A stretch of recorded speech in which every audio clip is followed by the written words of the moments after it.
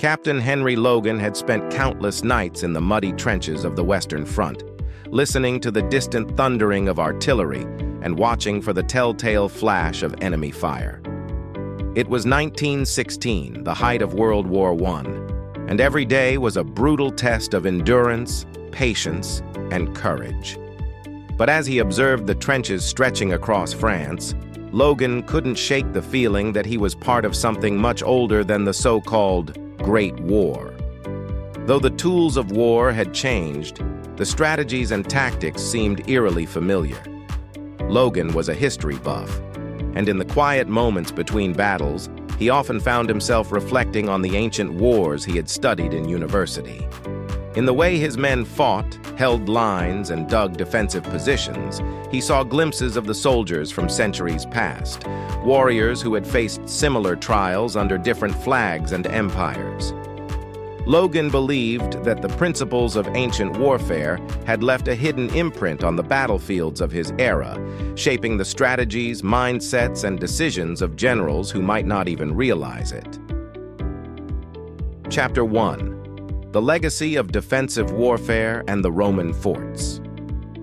One bitterly cold morning, as Logan inspected his regiment's trench line, he thought about how similar their setup was to the Roman fortifications he had read about. The Romans had perfected the art of building strong defensive positions that could withstand relentless attacks, using walls, ditches, and sharp wooden stakes to create nearly impenetrable barriers. Just like the Romans, the Allied and Central Powers in World War I had adopted a strategy of attrition, fortifying their positions, and relying on trench lines that extended as far as the eye could see. Logan had come to realize that the trenches weren't just born out of necessity. They were the modern descendants of ancient fortifications. The Romans had built their forts in hostile territories to protect their troops and keep enemies at bay. Similarly, the trenches served as fortified barriers, forcing the enemy to charge across open fields and face deadly fire. Though the tools had evolved from spears to machine guns, the principle of defensive warfare was the same: make the enemy pay for every inch of ground. But unlike the Romans, who could hold their forts for months or even years with steady supplies, Logan and his men were caught in an endless cycle of charges and countercharges.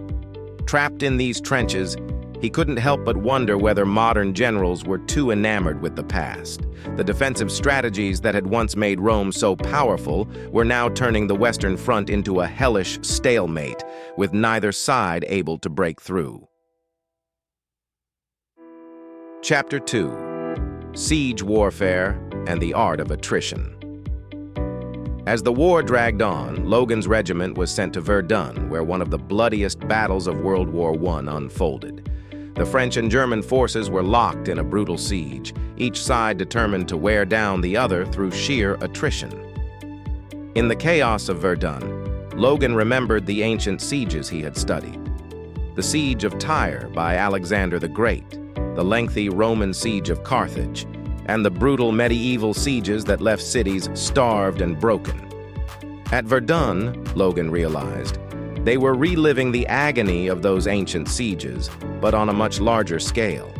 The Germans hoped to bleed the French army dry, much like Alexander had tried to wear down Tyre's defenders by cutting off supplies.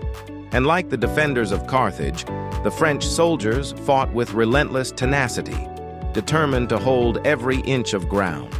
It was as if the Western Front had become a gigantic siege, a war of exhaustion where victory would go to the side that could hold out the longest. But there was a difference. Ancient sieges were brutal, but they had a clear endpoint. Eventually, the walls would break, the defenders would surrender, or a relief force would arrive. In Verdun, there was no end in sight. The lines didn't crumble. They simply shifted, leaving behind a landscape of shell craters, barbed wire, and corpses.